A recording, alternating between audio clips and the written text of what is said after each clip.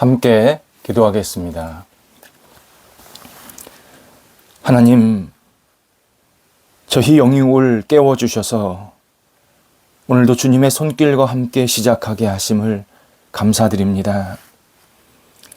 주님을 향한 순전한 마음으로 하루를 살게 하옵소서.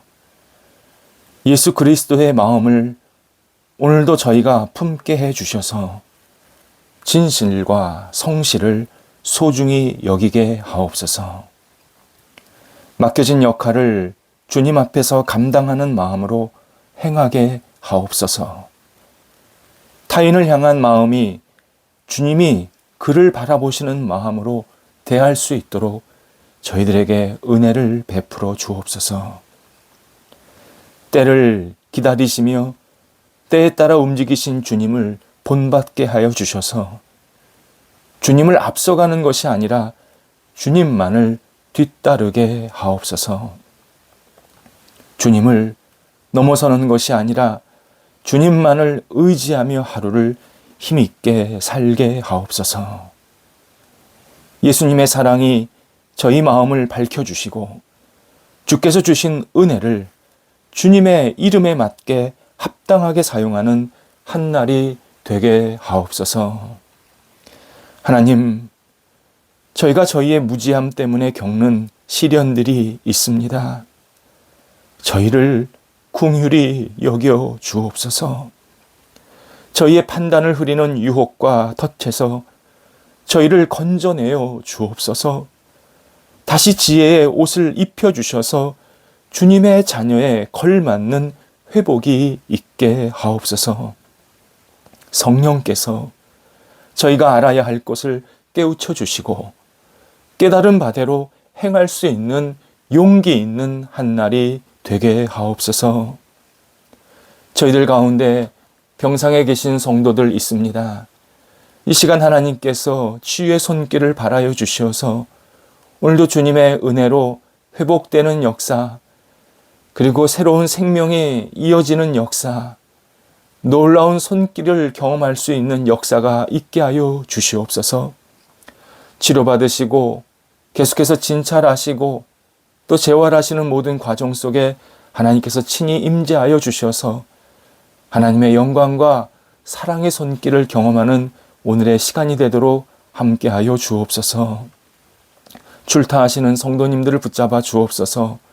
오가는 발걸음을 선하게 이끌어 주시고 가서 여러 가지 역할들을 감당할 때 지혜롭게 잘 감당하게 하시고 하나님께 마음껏 쓰임받고 다시 원래의 자리로 돌아올 수 있는 귀한 하루가 되도록, 그리고 모든 과정들이 되도록 인도하여 주옵소서. 학업에 충실한 우리 자녀들이 있습니다. 수험생들, 또 여러 가지 시험을 앞두고 있는 사람들 붙잡아 주셔서 지혜롭게 하시고 최선을 다하게 하시되 주 앞에 모든 것을 내어 맡기는 믿음의 시간이 되도록 인도하여 주옵소서. 일이 잘 되지 않을지라도, 학업에 자꾸 막히는 일이 있을지라도 걱정하지 아니하게 하시고 하나님을 바라보면서 하나하나 차분하게 잘 감당할 수 있는 하나님이 주시는 극복의 시간, 능력의 시간이 오늘도 있게 하여 주옵소서. 중요한 일과 만남이 있습니다. 오늘도 성령께서 함께 하셔서 성도들의 만남 속에 복을 주시고 그 중요한 역할들을 감당할 때에 하나님의 영광과 뜻을 이루어드릴 수 있도록 오늘도 붙잡아 주옵소서. 여러 가지 계획과 일을 추진해 나갈 때에 집중력 있게 감당하게 하옵소서. 분산되지 않게 하소서. 잘못된 판단하지 않도록 성령께서 붙잡아 주시어서 여러 가지 역할들을 잘 계획하고 준비하는 과정 속에서 하나님의 손길을 경험하고 느낄 수 있도록 인도하여 주옵소서. 각종 거래와 매매를 계속해서 기도하면서 기다리는 분들이 있습니다. 함께 하셔서 좋은 사람을 만나게 하시고 서로에게 유익이 되게 하시고 또 서로를 생각하는 마음이, 배려하는 마음이 있는 거래와 매매가 있게 하여 주시어서 우리의 만남을 통해서 하나님의 영광을 돌려드릴 수 있는 귀한 시간도 있게 하여 주옵소서. 성도들이 오늘도 주님을 바라보며 하루를 시작할 때에 성령이여 함께하여 주셔서 오늘도 주님의 기쁨으로 채워주옵시고 주님 때문에 오늘도 웃음이 있고 감사가 있고 보람이 있고 의미가 있는 귀한 날 되게 하옵소서. 예수님의 이름으로 기도드립니다. 아멘.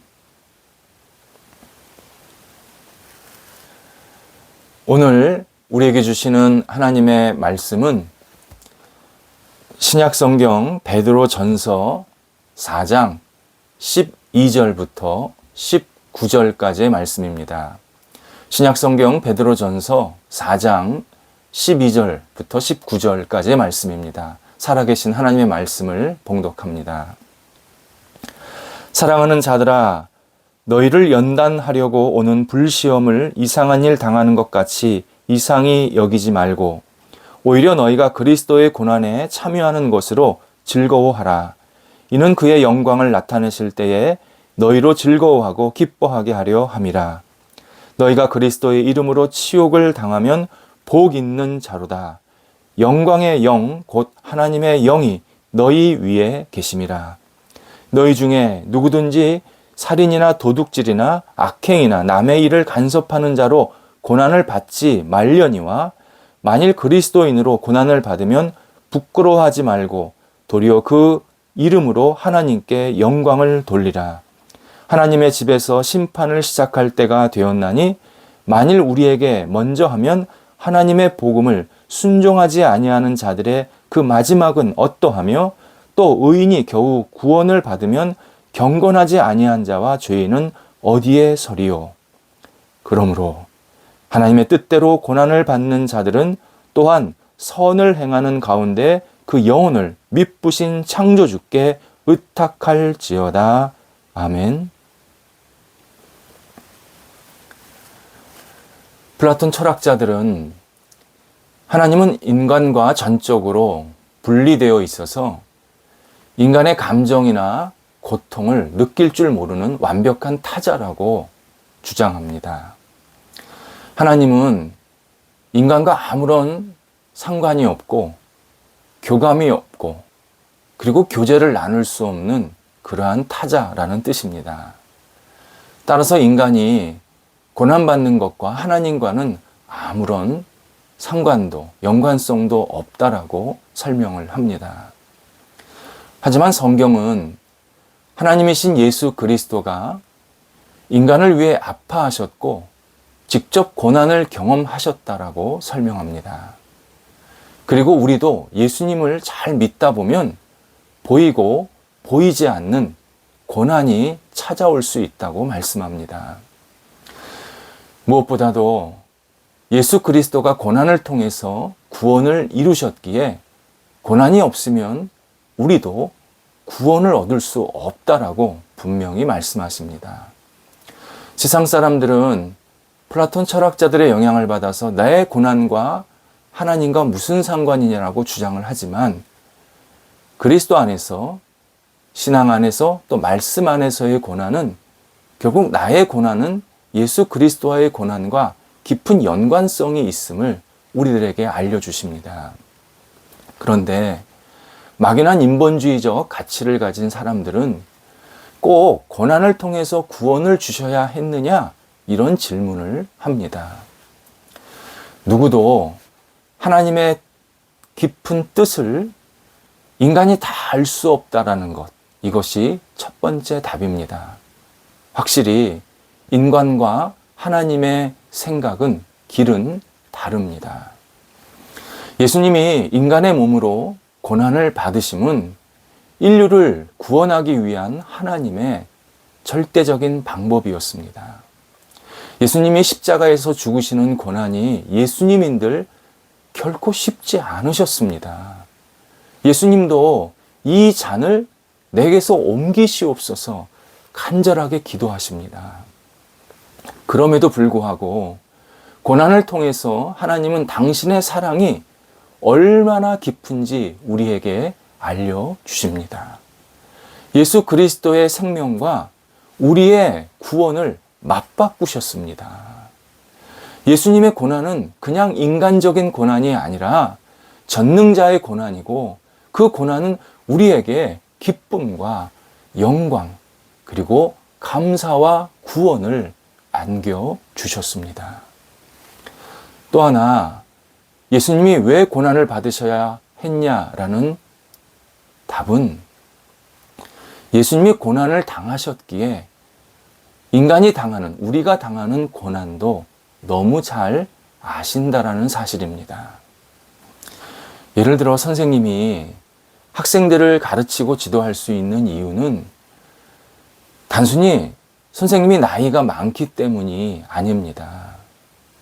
선생님도 학창 시절을 보냈고 고뇌의 시절을 지내봤고 또 장래에 대한, 또 자신의 학업에 대한 불안과 어려움도 겪어보았기 때문에 학생들을 지도할 수 있게 되었습니다. 그래서 미국에 같은 경우는 아무리 선생님이 공부를 잘했어도 그 선생님이 가르치려고 하는 그 지역에서, 그 지역에 있는 학교 또는 그 지역에서 생활을 하지 않으면 교사로 임용하지 않으려는 그런 경향이 있습니다. 이에 내가 선생님이 어느 지역에서 되고 싶다. 그런데 학교는 다른 데서 나왔다 했을 때 그분은 그 지역에 있는 대학원에서 한 번 더 공부를 하면서 그 지역의 정서를 익히는 자격을 얻게 됩니다. 예수님의 고난은 당신이 인간의 고난을 추상적으로 아신다라는 빌미를 깨뜨리십니다. 예수님은 누구보다도 인간의 고난을 잘 아시고 동감하십니다. 무엇보다도 예수님은 당신을 믿기 때문에 고난받는 사람들, 신앙 때문에 고통을 당하는 사람들에 대해서 너무너무 동감하시면서 같이 마음을 아파하십니다. 예수님을 믿고 따르기 때문에 겪게 되는 고난은 나의 부족함, 나의 죄 때문에 생긴 고난이나 이유가 불명확한 고난과는 구별되는 또 하나의 고난입니다. 물론 모든 고난의 원인은 인간의 죄성입니다. 모든 사람이 죄 아래 놓여 있기에 그 죄들이 서로에게 부메랑이 되어서 고난으로 찾아옵니다. 신앙 때문에 받는 고난도 그리스도를 거부한 인간의 죄가 믿는 자들에게 돌아오는 일입니다. 하지만 신앙 때문에 받는 고난은 다른 고난과 달리 영적인 많은 갈등을 낳기도 합니다. 배우자가 믿지 않아서 받게 되는 고난, 부모가 또는 자녀가 신앙이 없어서 얻는 고난, 직장에서 또는 주변 친구들 사이에서 내가 신앙이기 때문에 보이지 않게 느끼게 되는 어려움 등은 고난을 당하는 사람만이 그 아픔과 갈등을 알게 됩니다. 하지만 신앙 때문에 받는 고난은 의미 있는 고난이 될 때가 많습니다. 이것을 오늘 본문 13절에서 그리스도의 고난에 참여하는 것이라고 표현합니다. 예수님 때문에 고난을 받으면 예수님의 마음을 더욱 깊이 깨닫게 되고 주님과 하나 되게 하는 그러한 경험을 만들어 줍니다. 그래서 고난 중에서도 기뻐할 수 있다라고 말씀합니다. 무엇보다도 성령께서 그와 함께 하신다고 약속을 하십니다. 고난을 받으면서 기뻐한다는 것은 일반적인 정서나 상식과는 좀 다릅니다. 하지만 신앙 때문에 고난받는 우리에게 예수님은 세상에서 얻을 수 없는 영적인 기쁨을 주시겠다라고 분명히 오늘 본문을 통해서 약속하십니다. 그리스도를 경험한다라는 것, 우리가 신앙 때문에 시련을 받으면 예수 그리스도가 나를 얼마나 사랑하시는지, 예수 그리스도가 나를 위해서 얼마나 큰 고통과 고난을 받으셨는지, 예수 그리스도가 그 십자가를 나를 위해서 마다하지 않으셨는지를 깊이 깨닫는 그러한 시간입니다. 그리스도를 경험한다라는 것, 그 사랑 속에서 내 영혼이 정말 큰 만족과 기쁨을 누리게 하십니다. 신앙 때문에 받는 고난을 주님의 사랑으로 잘 이겨낼 수 있도록 만드십니다. 예수님이 고난을 통해 인간을 경험하셨듯이 우리도 고난을 통해 그리스도를 경험해야 합니다. 그리스도를 경험하는 것, 그것이 바로 모든 신앙인에게 숙제이자 반드시 감당해야 할 일입니다. 예수님을 믿고 따르는 것은 그냥 정신적으로 마음으로만 따르는 일은 아닙니다. 예수님께서 알려주신 하나님 나라의 가치를 소중히 여기면서 예수님을 믿고 따르다 보면 당연히 현실적인 고난을 만나게 됩니다. 요한복음 16장 33절에서도 예수님의 말씀처럼 어두운 세상은 밝은 그리스도인들에 대해서 달가워하지 않기 때문에 언제나 환난을 주려 한다라는 것을 우리가 인지할 필요가 있습니다. 우리가 감사로 받아들여야 할 것이 있습니다. 신앙 때문에 받는 고난은 우리가 예수님을 잘 믿으려고 하는 데서 찾아오는 것이지 대충 믿는 것이나 또는 얼러둥땅 그냥 겉으로만 믿으려고 하면 세상에서 미움도 고난도 받지 않습니다.